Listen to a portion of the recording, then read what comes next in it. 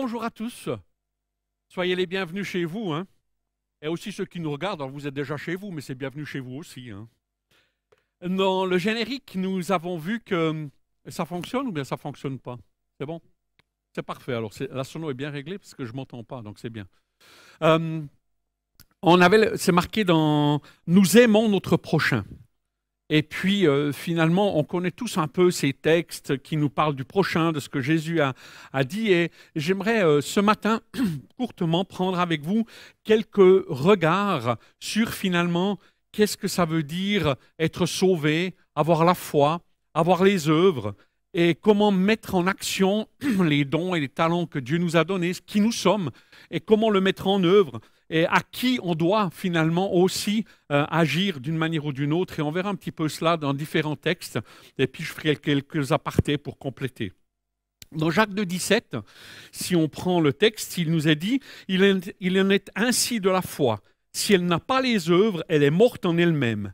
Mais quelqu'un dira « Toi, tu as la foi, mais moi, j'ai les œuvres. Montre-moi ta foi sans les œuvres, et moi, je te montrerai la foi par mes œuvres. » Tu crois qu'il y a un seul Dieu, tu fais bien. Les démons le croient aussi, et ils tremblent, eux. Ben, ça, c'est moi qui ai rajouté eux. Hein. Veux-tu savoir, ô homme vain, que la foi sans les œuvres est inutile?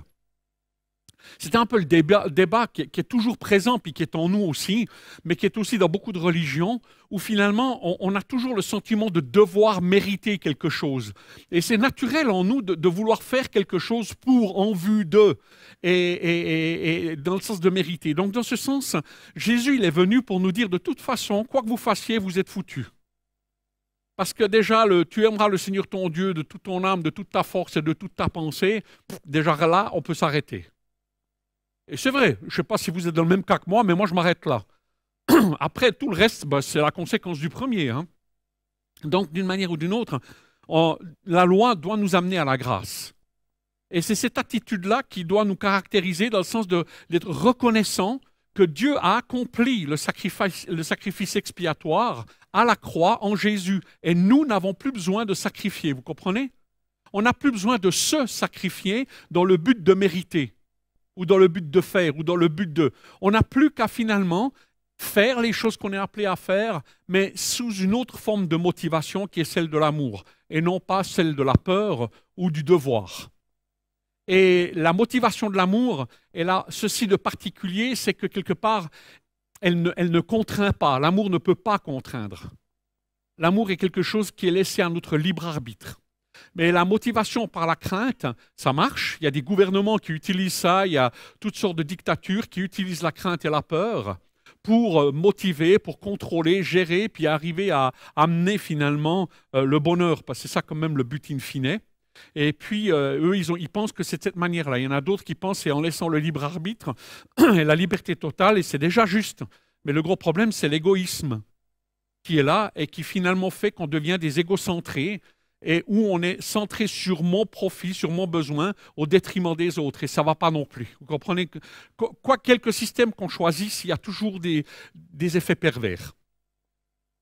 Jésus, lui, il prend une espèce de chemin médian dans lequel il nous demande de réfléchir. On est sauvé par la foi, mais la foi vraie, elle a des conséquences. Il faut bien comprendre que la foi, c'est la confiance. C'est la confiance en.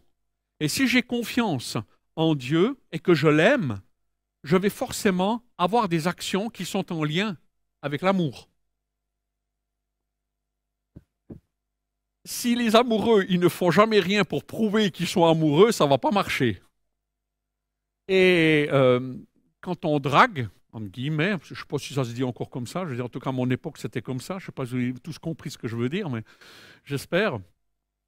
Vous allez faire un effort, non? Vous allez faire tout ce qu'il faut, quoi. Alors une fois le mariage fait, il faut continuer, hein, je veux dire, on est bien d'accord. Mais je veux dire, ce n'est pas un aboutissement en soi, comme la conversion n'est pas un aboutissement en soi, c'est le début de quelque chose. Et après, il faut continuer, il faut se battre, il faut maintenir les choses en vie. Après, on a ces questions qui sont là. Et bien souvent, on se pose des questions sur soi-même. Et puis, on va voir un petit peu justement dans le texte, un des textes ici. et comprendre. Donc, il y a aussi Éphésiens 2,10 qui nous donne un contexte, car nous sommes son ouvrage, nous avons été créés en Jésus-Christ pour des bonnes œuvres. Ça, c'est génial. On a été créés en Jésus pour faire des bonnes œuvres.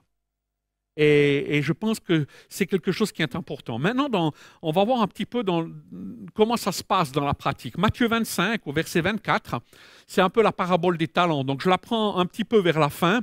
Ce n'est pas depuis le début. Hein. Et je prends au verset 24. Celui qui n'avait reçu qu'un talent s'approcha ensuite et il dit, Seigneur, moi je savais que tu es un homme dur qui moissonne où tu n'as pas semé et qui amasse où tu n'as pas vanné. J'ai eu peur. Et je suis allé cacher ton talent dans la terre. Voici, prends ce qui est à toi. Son maître lui répondit, serviteur méchant et paresseux. Tu savais que je moissonne où je n'ai pas semé et que j'amasse où je n'ai pas vanné. Il te fallait donc remettre mon argent au banquier et à mon retour, j'aurais retiré ce qui est à moi avec un intérêt. Ôtez-lui donc le talent et donnez-le à celui qui en a 10, car on donnera à celui qui a, et il sera dans l'abondance. Mais à celui qui n'a pas, on ôtera même ce qu'il a. Et le serviteur inutile, jetez-le dehors, dans les ténèbres, où il y aura des pleurs et des grincements de dents. Le texte paraît dur comme ça. Et en fait, il faut comprendre que nous sommes dans une leçon de management et de gestion de projet. Et que finalement, dans nos vies, le facteur prépondérant est toujours le facteur humain.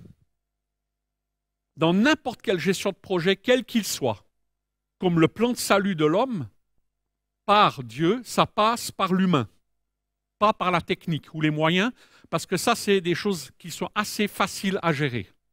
Le plus difficile, c'est le facteur humain. Et pour Dieu, ce facteur humain, c'est nous. Et c'est difficile à gérer. Vous êtes d'accord? Alors là, on a un patron qui est assez dur, hein? Je sais que tu es dur. Quelle vision on a de Dieu? Moi, je me souviens très clairement, j'avais des stéréotypes sur le christianisme et sur qui était Dieu. Et le soir où Dieu m'a converti, ça s'est fait en 1/10 de seconde, bam, alléluia, merci Seigneur. Je ne reviens toujours pas parce que plus je deviens âgé, plus je me dis, mais qu'est-ce qui s'est passé? C'est vraiment pas de moi, quoi. C'est vraiment un miracle. Et puis, après, je ne connaissais pas Dieu parce que je n'avais jamais lu ma Bible, je n'avais pas grandi là-dedans, je ne connaissais rien du tout. Pour moi, Dieu était un inconnu. Mais il était là et j'ai pris conscience, quoi. Et moi, j'ai vouvoyé Dieu pendant 6 mois. Je n'arrivais pas à le tutoyer, je n'arrivais pas à y dire tu, parce que pour moi, Dieu, il était tellement loin. Que je veux dire, j'avais tellement de respect, j'avais une telle vision de lui que j'arrivais pas à imaginer de l'intimité. Bon, il faut aussi dire qu'avec mon père, j'avais pas d'intimité, donc j'ai projeté ça aussi sur Dieu. Donc il a quand même fallu pas mal d'années à Dieu pour guérir ça, pour que j'arrive à ça. Hein, je veux dire, on est d'accord. Mais voilà, Dieu fait son œuvre, son travail. Et puis où finalement, c'est un copain qui m'a dit, mais pourquoi tu vous vois Dieu? Puis je lui dis, mais je le vous vois pas. Mais si, écoute tes prières. Puis je m'écoute, puis ah oui, c'est vrai. C'est bizarre. Et ça m'a fait réfléchir sur quelle relation j'ai avec Dieu et quelle compréhension j'ai de Dieu. Et jusqu'au moment où j'arrive à comprendre que ce Dieu est un Dieu d'amour et non pas un Dieu de contrainte ou un Dieu qui nous oblige ou qui nous domine et qui vient finalement nous utiliser finalement un peu comme le diable il fait, quoi, où nous sommes que finalement des médiums, des pantins par lesquels finalement on fait des choses qui sont surnaturelles. Dieu ne veut pas ça. Dieu nous veut en mariage. Il nous veut dans une relation d'amour et dans une relation qui soit épanouissante. Et c'est un travail de longue haleine. Ce n'est pas un travail qui se fait comme ça en un jour, quoi. Être un médium, c'est facile. On n'a qu'à se laisser dominer, se laisser faire et tout, quoi. Mais si on collabore avec Dieu, et Dieu nous appelle à collaborer, c'est notre mission. On est dans une autre relation avec Dieu. Mais lui, ce serviteur, il a eu peur. Et bien souvent, la peur, comme je vous l'ai dit, c'est un mauvais motivateur. C'est une mauvaise motivation, c'est un mauvais moteur, un mauvais drive dans nos vies. Et nous devons vraiment faire attention. Ce serviteur-là, Dieu lui a donné un talent, enfin le serviteur en l'occurrence. Donc finalement, c'était proportionnel aussi aux capacités que chacun a. Et Dieu lui a donné finalement un talent qu'il devait faire valoir. Et parce qu'il a eu peur, il a fait ce qu'on n'aurait pas dû faire, il l'a enterré. Il a dit, OK, je garde le capital, et puis je redonne le capital tel quel. Le problème, c'est que la mission n'était pas de garder le capital. La mission, c'était de faire fructifier le capital. C'était clair. Donc, d'une manière ou d'une autre, il ne s'est pas donné de la peine. Ce qui est intéressant dans le terme grec du méchant, c'est celui qui apporte des problèmes. C'est une des caractéristiques du méchant, il crée des problèmes, il crée les difficultés. Et lui, il s'est créé ses propres difficultés par les projections qu'il avait sur Dieu en pensant que Dieu était quelqu'un de sévère, de dur, et il a eu peur, et ça l'a démotivé, et il a planqué son talent. Et finalement, ce n'était pas le but de Dieu. Je suis sûr personnellement que s'il avait essayé, qu'il s'était battu, mais qu'il avait perdu, et qu'il serait venu devant Dieu, enfin devant ce maître, en lui disant, voilà Seigneur, j'ai pris des risques, je me suis aventuré, j'ai fait ce que je pouvais, et puis je l'ai perdu. Je crois que Dieu te redonnerait un talent pour recommencer. Mais parce que tu n'as rien fait, Dieu ne peut rien faire. Et finalement, la question par rapport à ça, c'est ça, c'est même Jésus qui va aller à l'encontre de la loi juive qui interdisait de prêter de l'argent aux Juifs. C'était interdit. Il y a une loi qui interdit aux Juifs de prêter de l'argent à taux d'intérêt à des Juifs. Le seul où ils peuvent, c'est quand ils prêtent à des non-Juifs. Là, ils ont le droit de mettre un intérêt. C'est comme ça. Et Jésus va leur dire à ces Juifs, tu n'as même pas fait ça. Tu n'as même pas utilisé un goïm, je veux dire, pour arriver à faire fructifier mon argent. Donc, tu n'as même pas été assez intelligent pour outsourcer tes incompétences, pour pouvoir finalement donner aux autres qui sont plus compétents que toi le moyen d'avoir un rendement. Tu n'as même pas réfléchi à ça. Tu es vraiment nul. Tu crées vraiment des problèmes, quoi. Et il y a la traduction qui est dans le français courant et puis la parole vivante. C'est marqué « vaut rien »,« fainéant ». Et si vous décortiquez « vaut rien »,« vaut rien »,« fait néant ». L'étymologie, elle est là. Hein. Vaut rien. Je ne peux pas te faire confiance en tant que patron. Comment est-ce que je peux investir sur toi et je compte sur toi pour quelque chose et tu m'apportes rien? Et en plus, tu fais néant. C'est intéressant de voir ces choses-là. Donc c'est là où finalement Jésus il nous montre qu'on a un capital d'amour, de témoignage que Dieu a investi en nous et il attend que ce capital soit fructifiant et fructifié. C'est notre responsabilité. Quand on regarde David, qui était un ami de Dieu et qui le connaissait bien, on voit très clairement que David proclame plusieurs fois « Je sais que tu m'aimes et je t'aime ». Donc on voit David qui en a fait des vertes et des pas mûres, on est d'accord, quoi. Mais ça, il avait compris, que ce n'était pas la crainte, pas la peur, mais que c'était vraiment l'amour qui était le motivateur de base de sa foi et de son action. Et je crois qu'on peut retrouver ça aussi dans la Bible, où c'est questionné, on le verra un petit peu plus tard. Un peu plus tard, je vais y arriver. Si on continue le texte, dans Matthieu 44, il raconte une autre histoire de nouveau, et il dit, c'est pourquoi vous aussi tenez-vous prêts, car le Fils de l'homme viendra à l'heure où vous n'y penserez pas. Quel est donc le serviteur fidèle et prudent, que son maître a établi sur ses gens pour leur donner la nourriture au temps convenable? Heureux ce serviteur que son maître à son arrivée trouvera faisant ainsi. Je vous le dis en vérité, il l'établira sur tous ses biens. Mais si c'est un méchant serviteur, donc qui apporte des problèmes, hein, c'est ça, qui disent en lui-même, mon maître tarde à venir, et qu'il se mette à battre ses compagnons s'il mange et boit avec les ivrognes, le maître de ce serviteur viendra le jour où il ne s'y attend pas, et à l'heure qu'il ne connaît pas, il le mettra en pièces et lui donnera sa part avec les hypocrites. C'est là qu'il y aura des pleurs et des grincements de dents. Vous voyez le mécanisme, il obéit, il fait pendant un temps, puis après au bout d'un temps, les choses, on s'habitue et tout, et il y a tout d'un coup les vieilles natures qui reviennent. Et là, tout d'un coup, finalement, il se dit, à quoi ça sert que je fasse ça? Les choses tournent, ça va bien, et on peut commencer à boire, on peut commencer finalement je peux me défouler sur les autres, je peux les utiliser. En fait, c'est vraiment le profil du pervers narcissique par excellence qui est là. Et lui, il profite, il abuse, il est là, il est égocentré, il ne pense qu'à lui, il ne voit que lui, et finalement les autres n'ont plus d'intérêt. Et en cours de route, il perd cela.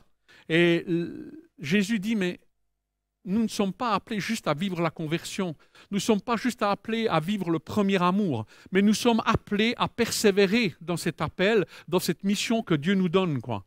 Et vous savez que Paul encourage et nous dit, mais courez de manière à remporter le prix. Moi-même, je ne sais pas si j'ai encore gagné le prix. Pourtant, quand on connaît la vie de Paul et qu'on voit tout ce qui s'est passé, lui-même, juste avant de mourir, il dit, je ne sais pas, quand il est en prison à Rome, il dit à Timothée, je ne sais pas, mais je cours, je fais, de telle manière à remporter le prix.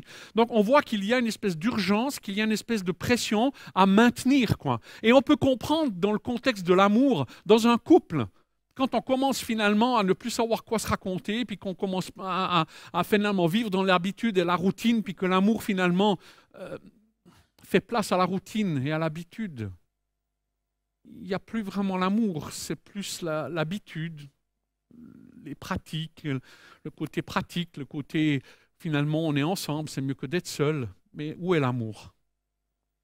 Et je crois que l'amour doit s'entretenir. Et que l'amour doit finalement continuer d'agir et de produire la preuve de son existence. Et c'est pareil avec Dieu. Maintenant, la question, c'est de se dire, mais finalement, comment exercer et envers qui exercer son don? Et là, on a cette parabole de Jésus sur le bon samaritain. Et c'est un religieux qui est venu vers Jésus, un docteur de la loi, qui lui a posé la question pour l'éprouver. Il voulait voir si vraiment ce qu'il disait Jésus.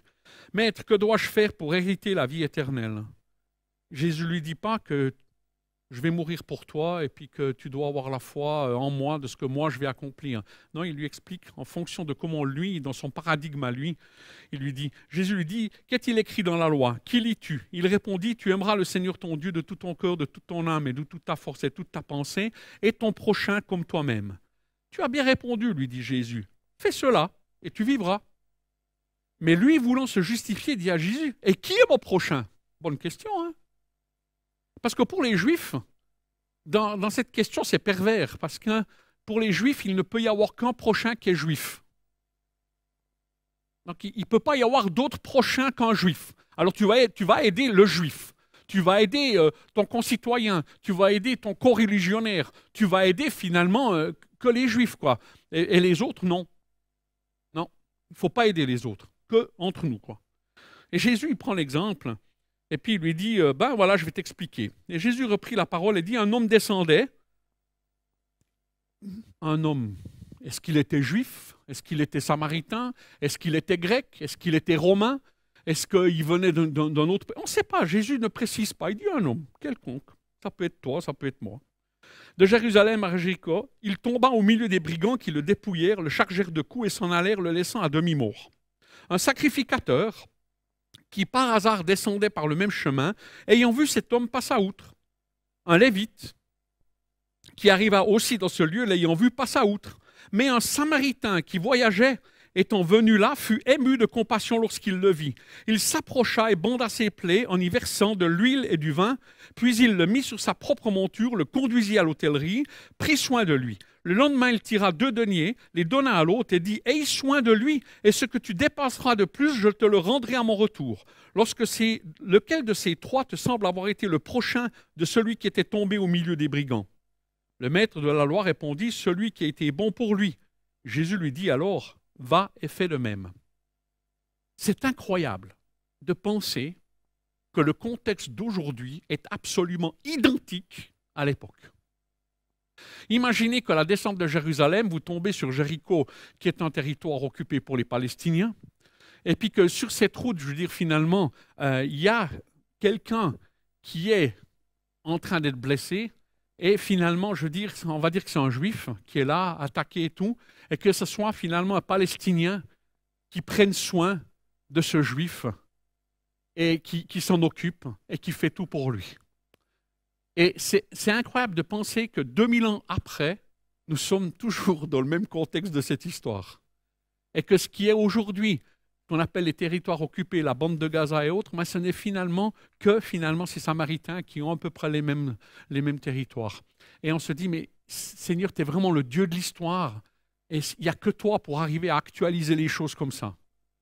Et c'est impressionnant de le voir et de comprendre ces choses, que Dieu est ce Dieu de l'histoire. Donc là, on voit ce Samaritain qui est là, et puis finalement, qui lui a compassion. Hein, on parlait de compassion. Et je crois que le moteur, il est là. Et bien souvent, des jeunes me disent, mais comment est-ce que je peux savoir quel est mon talent, quel est mon don, quel est mon appel, qu'est-ce que tu veux faire avec moi? Alors ça, il ne faut pas vous casser la tête trop longtemps, c'est assez facile. Va là où tu aimes. Au début, dans ma vision que j'avais de Dieu, je dis, oh Seigneur, s'il te plaît, permets que je finisse mon métier, ne m'envoie pas tout de suite en mission. Et puis surtout, ne m'envoie pas en Alaska ou ne m'envoie pas là, mais je préférerais les plages, les cocotiers et tout. Si tu pouvais être assez sympa avec moi pour finalement me donner ça. J'avais une vision de Dieu, mais qui était tellement étriquée, qui était tellement pas juste. Aujourd'hui, j'en ai honte. Parce que d'une manière ou d'une autre, on projette sur Dieu nos craintes, nos peurs, et on ne pense pas que Dieu est amour et que si Dieu nous demande quelque chose, il va nous mettre en harmonie, il ne va pas nous prendre en contre-pied. Il sait qui nous sommes et il va adapter les choses. Donc les jeunes, ne vous inquiétez pas. Si vous êtes passionné de quelque chose, que vous aimez quelque chose, foncez, c'est là le terrain. Andrea, la semaine passée, elle nous a fait quoi comme encouragement? Vous vous souvenez de son annonce, pour ceux qui étaient là? Hein? C'est quoi sa passion? La cuisine. C'est exactement ça. Bubu aussi. En plus de l'évangélisation et autres, quoi, on est bien d'accord. Hein? Mais Dieu t'utilise dans quelque chose qui, toi, est à ta portée et que tu aimes et que tu as du plaisir. Maintenant, je veux dire, on fait beaucoup de burn-out et beaucoup, je veux dire, de dépression ou autre, parce que souvent, on est mis dans des situations qu'on n'aime pas, qu'on n'apprécie pas, et ça nous pèse, et au bout d'un moment, ça nous détruit intérieurement. Dieu ne veut pas ça de nous. Dieu, il veut nous mettre en harmonie et nous aider à utiliser les talents et les dons. Moi, je veux dire, si vous me mettez, si vous regardez le terrain que j'ai, moi, j'ai 20 mètres carrés devant chez moi, moi, je fais le bonheur des mauvaises herbes. Mais vraiment, c'est le bonheur intégral. Elles ne sont jamais dérangées par moi. Jamais. Alors heureusement qu'il y a des gens autour de moi qui ont compassion et puis qui de temps en temps viennent m'aider à enlever la mauvaise herbe, quoi. Et je les remercie, mais du fond de mon cœur, quoi. Parce que moi, mais c'est une corvée. Mais c'est terrible, quoi. Et chacun son don, chacun sa place. Si vous me voulez comme jardinier, je vous en prie, ne le faites pas, vous allez me tuer. Ce n'est pas mon appel. Je veux bien venir régler un problème d'électricité chez vous, je veux bien venir avec une perceuse, je veux bien venir avec des outils et tout, ça, c'est pas un problème. Là, oui, là, je vais m'épanouir, je vais être heureux avec vous, on va rigoler, on va danser ensemble, on va faire les choses et tout dans la joie. Mais si c'est pour votre jardin, je vous en supplie, non.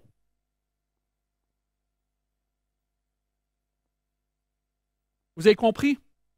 Donc, Dieu veut nous utiliser là où est notre cœur. Mais par contre, il faut que notre cœur, là où on est, eh bien qu'on sache le donner au bon endroit et le faire de la bonne manière.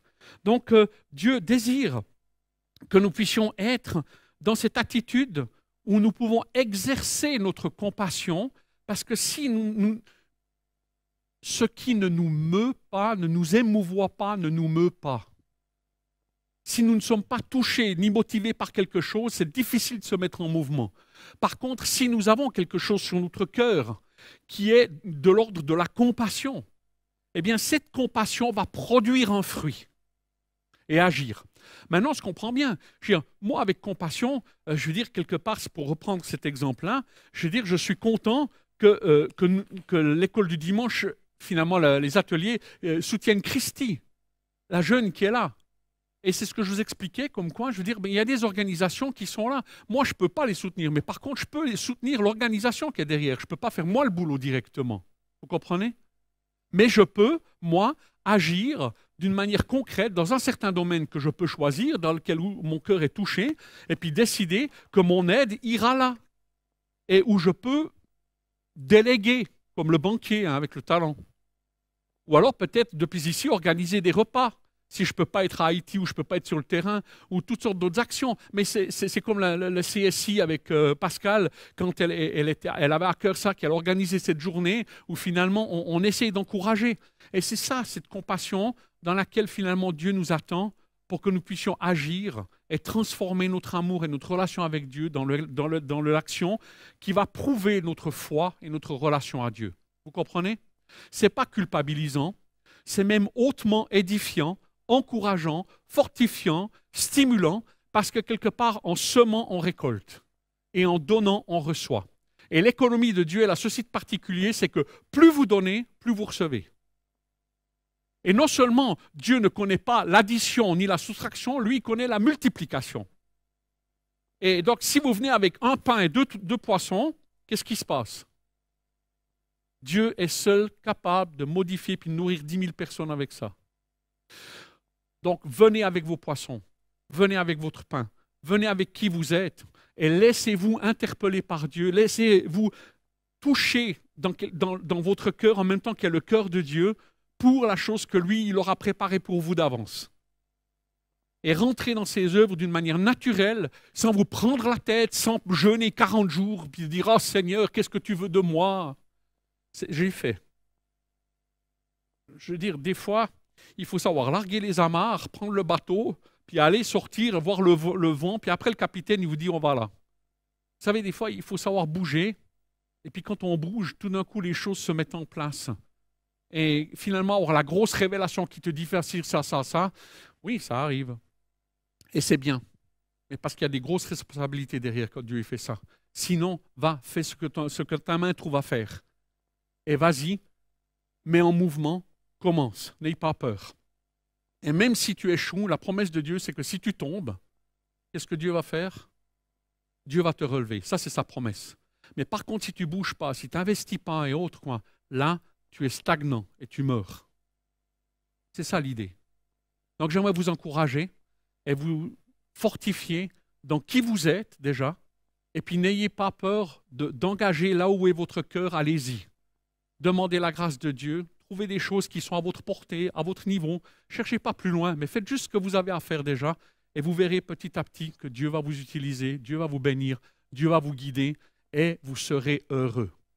Pas sans difficulté, pas sans contrarier, mais le fond, vous serez en paix et vous serez heureux. Amen. Et finalement, c'est ça le bonheur. Et c'est ça l'amour. Alors que Dieu vous bénisse, tous, et qu'il vous encourage, les uns et les autres, à vivre sans culpabilité, à donner ce qui est le meilleur pour vous, et à oser exercer cette compassion comme pour ce Samaritain autour de vous, dans les choses que vous voyez, faites-le. Si vous voyez quelque chose, encouragez, fortifiez dans l'appel que vous avez reçu, et vous serez toujours bien reçu, je suis sûr.